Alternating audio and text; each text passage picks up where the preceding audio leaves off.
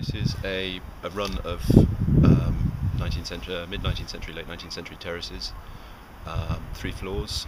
This one, the one that we've just been looking at today, has a small conservatory out the back, which acts as quite a useful draft lobby. It gathers a bit of heat, and it stops a bit more heat leaving the house. Well, there's a couple of this property has a couple of chimneys that that aren't used. They're on upper floors and they haven't been sealed up. So and that's a really key way that heat can leave a house. Even if you're using a fire, when you're using a fire, you need a chimney. You need for to take the smoke away. When you're not using a fire, it's just letting heat go out the building. You spend all that money heating up the air inside your house, and then it all just runs straight out the chimney.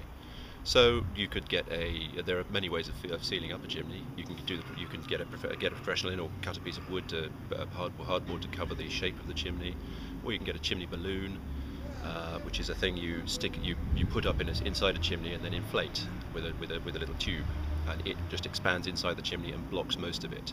If you're going to do that, one key point to remember is not to block up the chimney completely. You do need to leave a small amount of air gap, so that the chimney can continue to ventilate itself. Otherwise, it starts getting damp. When rainwater runs in, condensation can build, and if there's no little amount of airspace for air to run out, it will continue to go on. Yeah, the roof of this house slopes inwards like this. It's a butterfly roofed house, like a lot of the old terrace houses in Bristol. And the roof spaces in here, some of them are not accessible, so we don't really know how much insulation in some of them.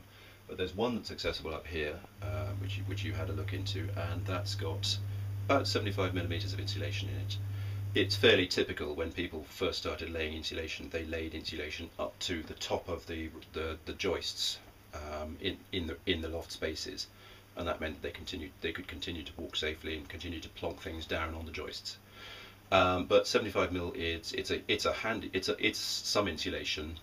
For a new build house, or for recommending upgrading insulation, we'd recommend as much as possible up to 250mm of insulation, about 8 to 10 inches, consistent with the loft still being able to be ventilated. So this loft has got a ventilation grill in the far side, and air will continue to flow straight across the inside, and that'll take any condensation that appears inside the loft. That'll take it straight out.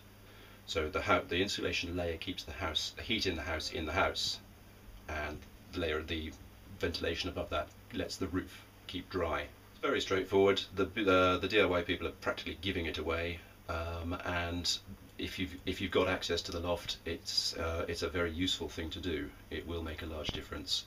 We lose a lot of heat through the roofs of our buildings. Insulating a new roof from scratch will pay for itself in a year to 2 years, however much you have to spend on it.